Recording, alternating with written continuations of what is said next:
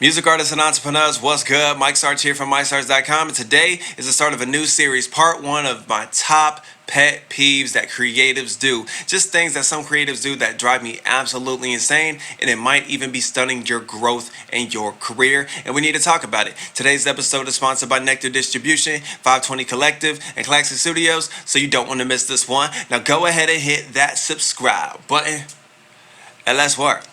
Salutes to that.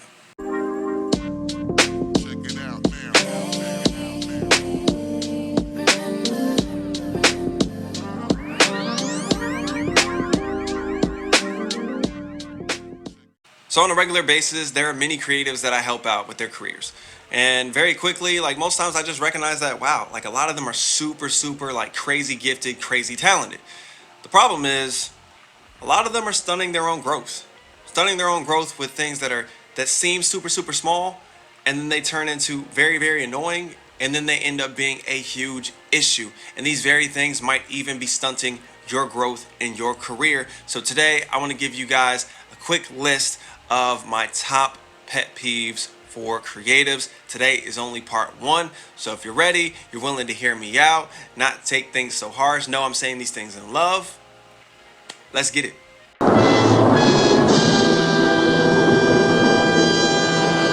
right, so the first thing I can think of that drives me insane when it comes to creatives is the lack of a worker's mentality. I don't understand why everyone thinks that being a creative is just so easy. Like, oh, you want to be a singer? Easy. You want to be a part of a band? Easy. You want to be a rapper, a comedian, a painter, a photographer, a producer? Oh, that's easy. Teacher, lawyer, whatever. Everyone seems to think that what we do is just so easy. They can just start out, maybe release something to the public, push it through social media. Before you know it, oh, you get thousands of followers. Then you get signed. Then some company finds you. You get sponsors, yada yada. And all of a sudden you're famous and you're winning Grammys. And then you find that trophy husband or wife with the two dogs, the huskies, and all that other stuff. Well, if this was all true, wouldn't a lot of us have already made it? That's really my question. Wouldn't have most of us made it already if it was really that easy? Many creatives do not have the mentality of working. This is work. Let's just keep it real. Let's just keep it a buck, right? No one owes you anything. We got to get out of this entitled mentality. We got to get out of this lazy mentality. No one owes you anything. You have to put in the time. You have to put in the work and get it done. Like, stop allowing excuses to get in your way. Oh, you've got that thing that makes the girls all swing. And in case you didn't know, there is a clear difference. There is a clear difference between actually making moves and just looking like you are to be seen by other people. Like, there's a clear difference between just, looking like you're putting in work just to be busy. There's a difference between being busy and being productive. So my question to you today is, which one are you? All right, so the next thing that drives me absolutely insane when it comes to creatives is creatives have to stop plagiarizing. And when I mean plagiarizing, I don't mean you're going out and you're intentionally, taking people's work. When I say plagiarizing, I mean you're not giving people credit when they help you out. When people help you out, give them some credit. Give them their due. Listen, if somebody helps me out with songwriting, I need to give them credit in the credits, in the description. If someone helps me out with the mixing and mastering, with production, with getting the building sign design up, with my album cover, my single cover, with promotion, marketing, whatever. When people help you out, give them credit. Give them credit. Stop acting. Stop presenting this perception that you did it all on your own. But then at the same time, you want to go to those same people and ask for tons of favors. Well, why would I help you out? Why would I continue to do favors for you when you don't even give me the credit for helping you out? So again, we have to stop as creatives. Give people their fair due. Show them some love. Give them some shout outs. Take a screenshot if you're in the studio with them or you're out and about in the office, whatever it is. Take a picture with them. Let them know how much you appreciate them so they'll want to continue to help you. But why would they want to help you if you're just taking their credit, their shine, their couple minutes of fame? So it's a real question. Okay, so the next one, I gotta talk to my music artists. I need to talk to my music artists and or music creatives just in general, because this one drives me insane. You know what really grinds my gears? If you tell people If you tell people you're releasing something, right? Whether it's a drum kit, an EP, a single, album, music video, new merch, new whatever it is, and you give people a release date, when it hits that release date, as in when it hits midnight, I'm talking AM, that item, that project, that product, that sale, that whatever needs to be available. We don't want to hear excuses of like, oh, we're having technical difficulties, yada yada. No, like it should have been ready.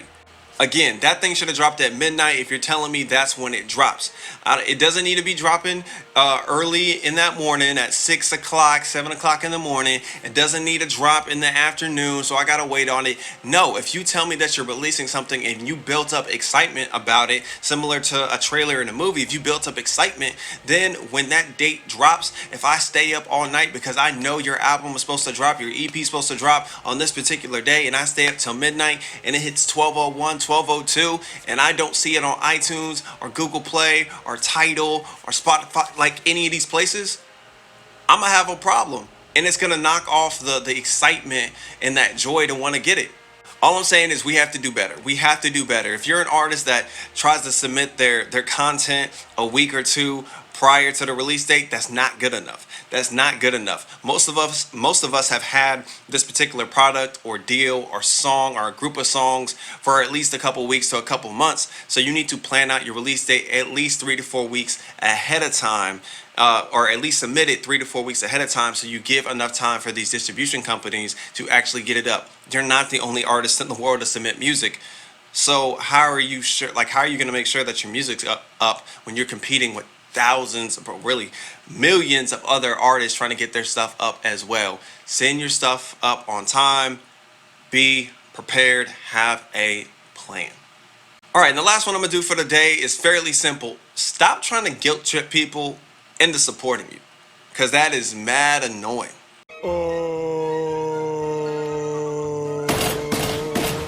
Look, guys, if I'm being completely honest with you, I would rather have loyal fans that are there because they want to be there, than people that are just there in the circle or just around because they feel obligated, like they feel like I'm forcing them to be there. You don't want people that feel forced, because then they're not going to want to go over and above for extra things. For example, like my super fans, whenever I drop a single or a new t-shirt or there's a new deal or something going on, they're going to want to go get it because they're there for the music, for me, for my content, things like that. They want to be there. But if I try to guilt trip my friends and my family and my coworkers and all these other people I'm surrounded by, that's not going to make it better. Matter of fact, that's going to put a strain not just on your relationship when it comes to your art and what you're bringing to the table. That's going to put an actual strain on the relationship that you have with that person, that friendship, that relationship. And you don't want to put a strain there because the person feels obligated to support you, and they're avoiding you because they don't want to talk about music, about your music. They don't want to talk about your content because they feel like you're just going to throw it up in their face. Do not throw it in their face. Do not throw it in their face, because think about you personally. The last time someone asked you to do something that you didn't want to do, how'd you feel about it? That's all I'm saying. And that's it. That's just part one. What'd you guys think? Did you like this video? If so, go ahead and hit that like button, then hit that subscribe button so you get notified every time I drop a new video. Also, if there's a particular topic that you want me to talk about, go ahead, go into the comment section. I do read my comments, and I will add your suggestion to the list. And as always, be you, enjoy your life, and live authentic. Salutes to that, and I'll catch y'all later.